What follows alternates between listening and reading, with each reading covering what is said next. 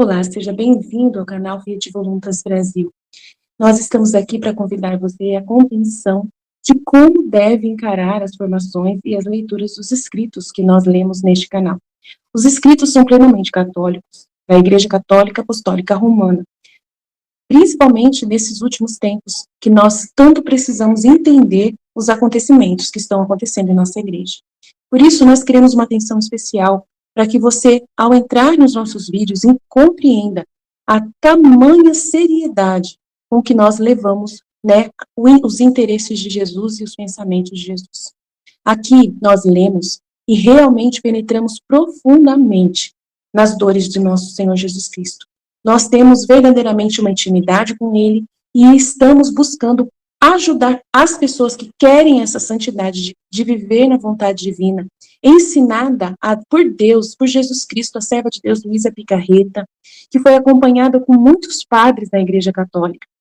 E ela recebeu uma santidade, um dom para esses tempos muito importante, que é o de viver na vontade divina, que é totalmente diferente do que a igreja conheceu nesses 2000 anos. Não é seguir doutrina cegamente, regras cegamente, mas sim conhecer plenamente o coração de Jesus e obedecer os interesses de Deus para o aqui e agora, numa intimidade concreta, né, vivendo uma santidade que nunca existiu, só existiu na vida de Maria e de Jesus e da Luísa. Por isso nós estamos aqui ajudando as pessoas com vídeos longos, claro, explicando até mesmo as nossas vidas na divina vontade na prática, trazendo o conhecimento aplicado na nossa vida. Por isso nós narramos acontecimentos, parábolas, circunstâncias, para que a pessoa tenha facilidade de penetrar e interessar da forma correta pelos escritos. Uma pessoa que está na vontade humana, que é a grande chave, né, dessa santidade, é a pessoa renunciar à sua forma de pensar humano, sem Deus, né, para si mesmo, visando somente o seu próprio, né, bem pessoal. A pessoa que visa somente a sua própria salvação, a pessoa que visa somente a salvação da sua família, de poucas pessoas, ou somente dos católicos, essa pessoa está com o pensamento travado para o livro do céu, não consegue entender os escritos de Jesus. E aí, quando vai ler, ela vê uma coisa superficial e não sai da santidade humana, que é uma santidade só pessoal. Ela precisa ir para a santidade divina, que é com o pensamento em Deus. E nós queremos ajudar você a chegar lá, né, subir mais alto e conseguir ver as coisas com os olhos de Deus. Para isso, demora bastante o processo de purificação da sua mente. E nós estamos aqui para você, para te servir, para te trazer essa graça. Se você quiser contar conosco, é isso aí. Deus abençoe. Um bom vídeo para você. O reino da divina vontade em meio às criaturas. O livro do céu, a chamada às criaturas à ordem, ao seu posto e a finalidade para a qual foram criadas por Deus. Volume 4, Livro do Céu, da Serva de Deus, Luísa Picarreta. Capítulo 1. Setembro 5, 1900. A esperança, alimento do amor. Como nos dias passados, meu adorável Jesus não se fazia ver. Eu me sentia desconfiada na esperança de tê-lo de novo. Antes acreditava que tudo havia terminado para mim. Visitas de Nosso Senhor e estado de vítima. Mas esta manhã, ao vir o bendito Jesus, trazia uma horrível coroa de espinhos e pôs-se junto a mim, lamentando-se tudo, em atitude de querer um alívio. Então eu a tirei pouco a pouco e, para lhe dar mais gosto, a coloquei sobre minha cabeça.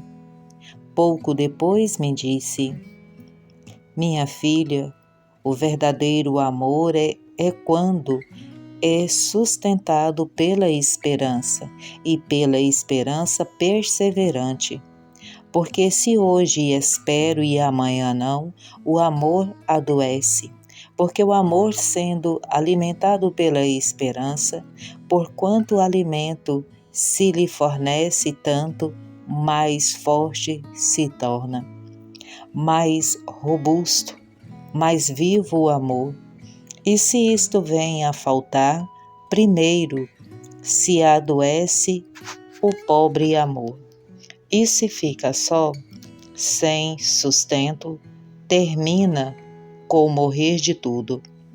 Por isso, por maiores que sejam as tuas dificuldades, jamais, nem sequer por um instante, deves afastar-te da esperança, que o temor de me perder, mas bem deves fazer de modo que a esperança, superando tudo, te faça encontrar-te sempre unida comigo, e então o amor terá vida perpétua. Depois disso, continuou a vir, sem me dizer mais nada. Volume 4, capítulo 2. Setembro 6, 1900. Estado de vítima. Continua vindo, meu docíssimo Jesus. Esta manhã, quando veio, quis derramar um pouco de amargura em mim e depois me disse: minha filha, eu quero dormir um pouco. Tu fazes o meu ofício de sofrer, rogar e aplacar a justiça. Assim ele adormeceu, e eu pus-me a rezar junto a Jesus.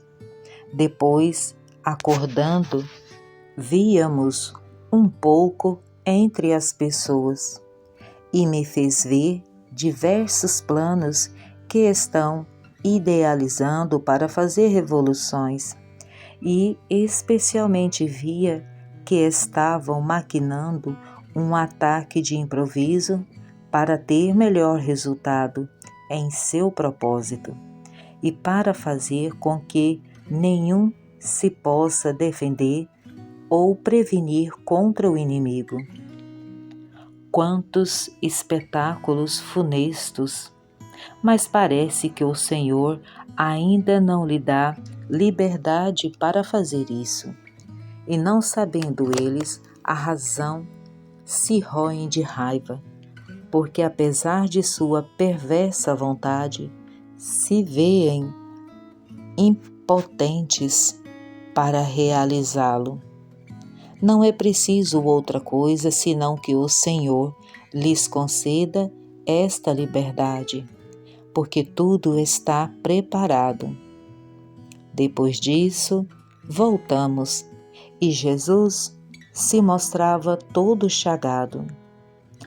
Olhe quantas chagas me abriram e a necessidade do estado contínuo de vítima de seus sofrimentos, porque não há momento em que deixem de me ofender, e sendo contínuas as ofensas, contínuos devem ser os sofrimentos e as orações para me aliviar em algo.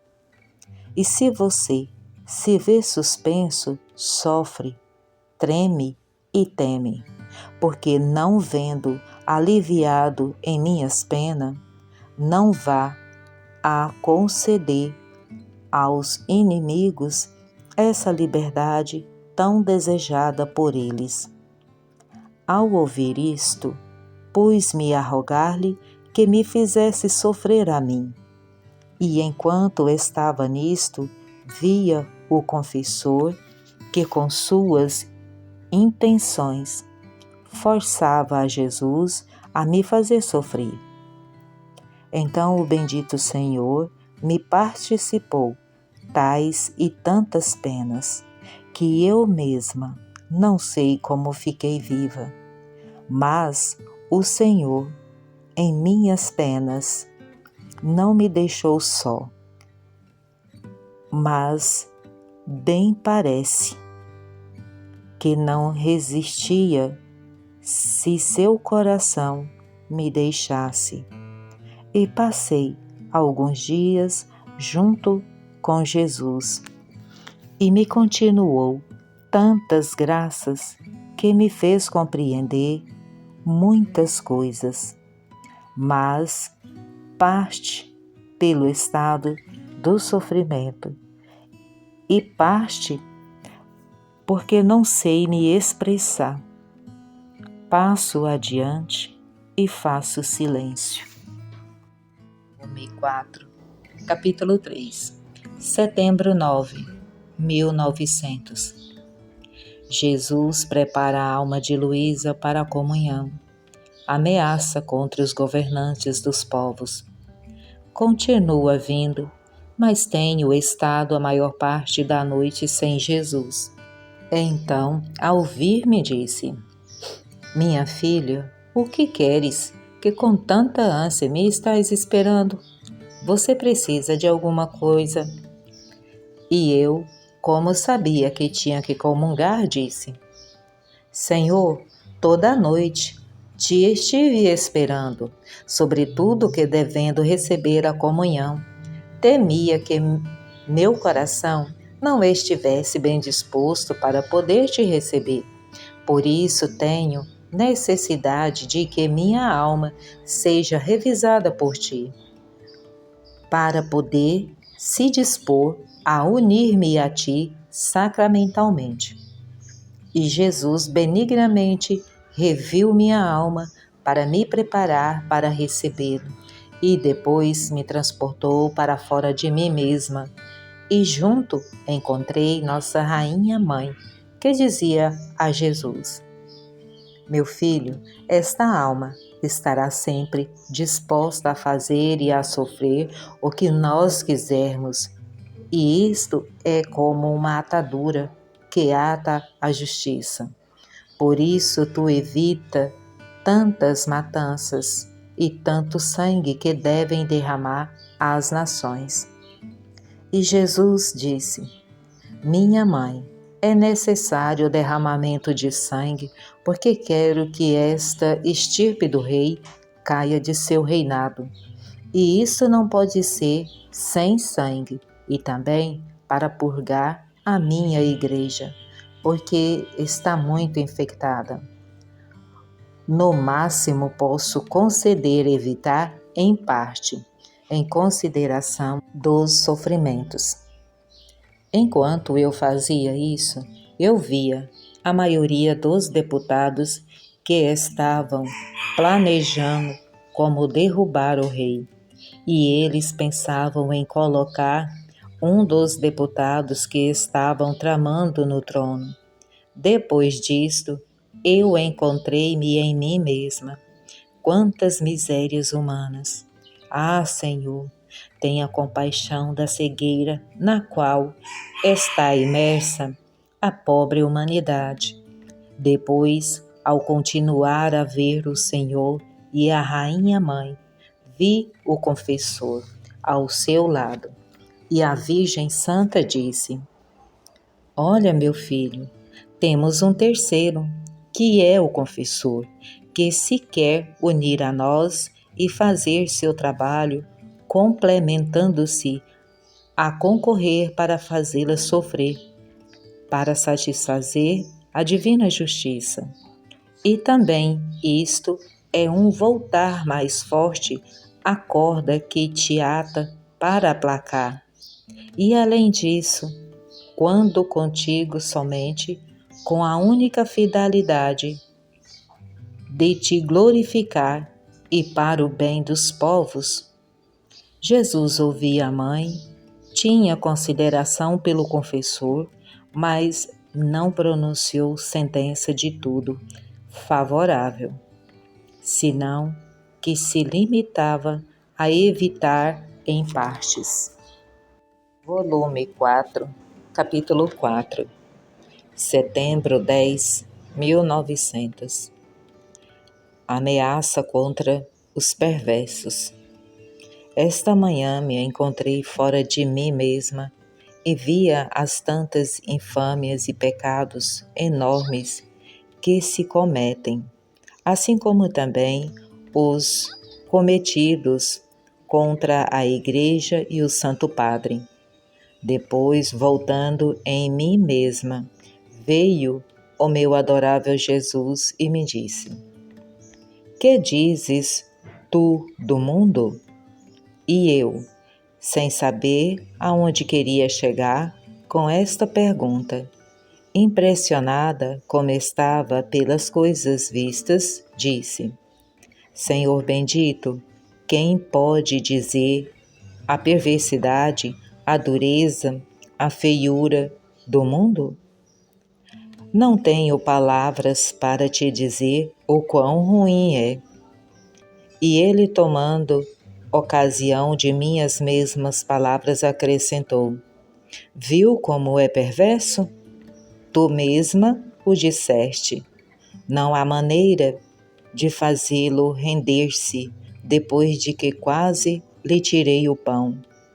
Permanece na mesma obstinação, bastante pior, e por agora vai consegui-lo com os roubos e com as rapinas, fazendo mal aos seus semelhantes.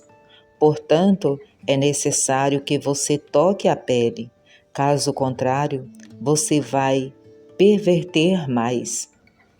Quem pode dizer como fiquei petrificada ante este falar de Jesus? Me parece que fui eu a ocasião para fazer que se irritasse contra o mundo, em vez de desculpá-lo, e tenho pintado preto. Depois fiz o que pude por desculpá-lo, mas não me prestou atenção. O mal já estava feito. Ah, Senhor, perdoe esta falta de caridade e use misericórdia.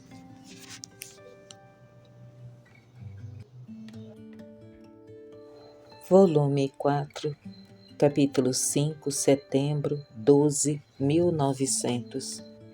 Sofrimento impiedoso. Jesus a alivia. Maquinações de revoluções contra a Igreja. Continua quase o mesmo. Esta manhã, ao vir, derramou suas amarguras, e eu fiquei tão sofredor que comecei a pedir ao Senhor que me desse a força e que me aliviasse um pouco, porque não podia resistir. Enquanto estava nisso, veio-me uma luz à mente, fazendo que pensasse que cometia pecado ao fazer isso. E além disso, que diria o bendito Jesus? Enquanto, em outras ocasiões, lhe roguei tanto que derramasse, desta vez, que sem fazer rogar, tinha derramado. Estava buscando alívio e parece que me vou fazendo mais má. E chega a tanto minha maldade que mesmo diante dele, mesmo não me abstenho de cometer defeitos e pecados. Então, não sabendo o que fazer para reparar, resolvi dentro de mim que desta vez, para fazer um maior sacrifício e me dar uma penitência, a fim de que minha natureza, em outra ocasião, não ousaria procurar alívio, não me alivie. Assim fiz, e passei algumas horas em intenso sofrimento e sem Jesus. Quão amargo me parecia! Mas Jesus, tendo compaixão de mim, sem que o buscasse, veio, e eu logo lhe disse: tenha paciência, não venha, que não quero alívio. E ele: minha filha, estou contente de teu sacrifício, mas tens necessidade de um consolo, de outro modo desfalecerias. E eu: Não, Senhor, não quero alívio. Mas ele, aproximando-se de minha boca, quase à força, derramou de sua boca alguma gota de leite doce, que amenizaram o meu sofrimento. Quem pode dizer a confusão, a vergonha que sentia diante dele, esperando-me uma repreensão? Mas Jesus, como se não tivesse percebido minha falta, se mostrava mais afável, mais doce. Eu, vendo-o assim, disse: Meu adorável Jesus, uma vez que derramastes em mim e eu sofro, deves perdoar o mundo, não é verdade? E ele: Minha filha, acreditas que eu derramei tudo em ti? E além disso, como poderias enfrentar tudo o que de castigo derramarei sobre o mundo? Você mesma viu que aquele pouco que derramei não poderias resistir, e se não tivesse vindo te ajudar, teria sucumbido. Agora, o que seria se derramasse tudo em ti? Minha querida, deite a minha palavra. Contentar-te-ei em parte. Depois disto, me transportou para fora de mim mesma, no meio das pessoas, e continuava a ver os tantos males, especialmente maquinações de revoluções contra a Igreja e entre a sociedade, planos para matar o Santo Padre e os sacerdotes. Eu sentia-me dilacerar a alma ao ver estas coisas e pensava: se jamais chegarem a realizar-se estas maquinações, o que acontecerá? Quantos males virão? E toda aflita olhei para Jesus e ele me disse: E daquela revolta que aconteceu aqui, o que você me diz? E eu: Qual revolta? No meu país nada aconteceu. E ele: Não te lembras da revolta de Andria? Sim, Senhor. E bem, parece que é nada, mas não é assim. Aquela foi toda uma ocasião, e é um fomento, uma força para outras cidades, para mover-se e derramar sangue, causando ultrajes às pessoas consagradas e a meus templos.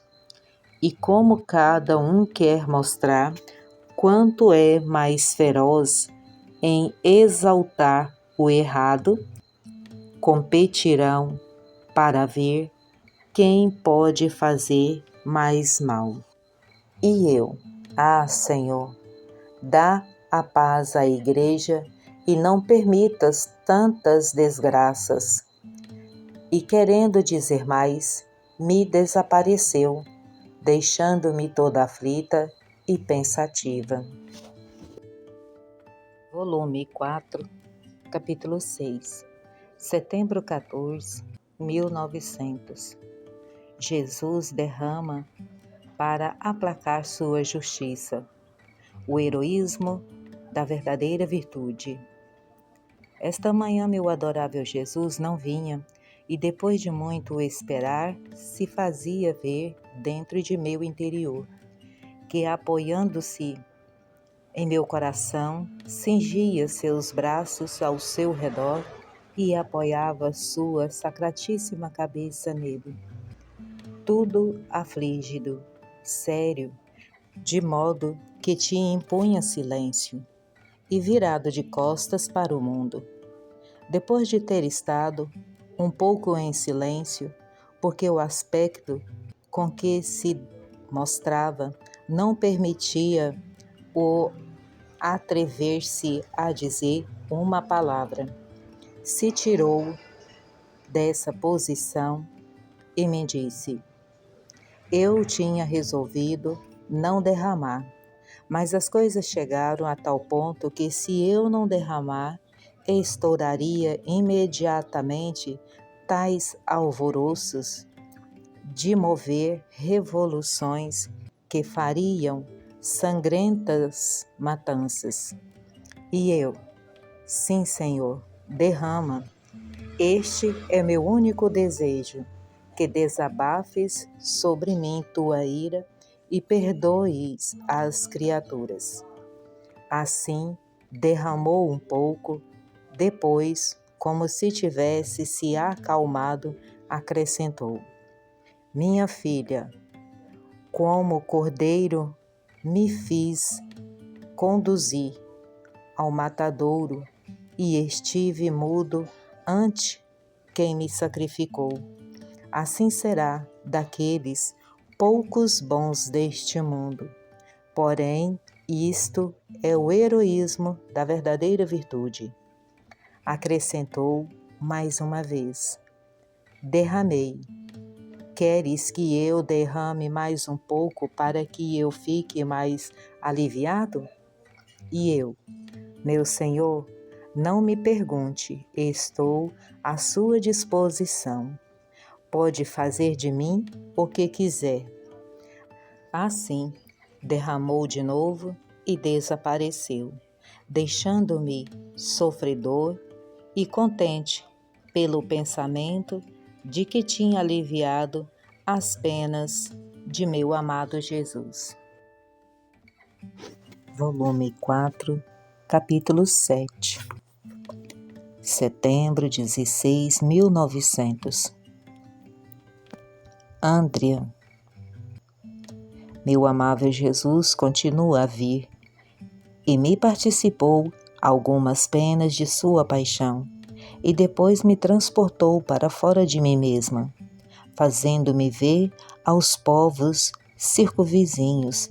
Especialmente me parecia que fosse Andrea, que se o Senhor não fizesse uso de sua onipotência para seu castigo, as revoltas se farão sérias, muito mais que parecia que havia incitação por parte de alguns sacerdotes para estas revoltas, o que amargurava mais a nosso Senhor. Então, depois de haver visitado várias igrejas, junto com Jesus bendito, fazendo atos de reparação e adoração pelas tantas profanações que se cometem nas igrejas, Jesus me disse: Minha filha, deixa-me derramar um pouco, pois são tais e tantas as amarguras que não posso sofrer só, e meu coração não pode suportá-las. Assim derramou e desapareceu, retornando outras vezes sem me dizer mais nada.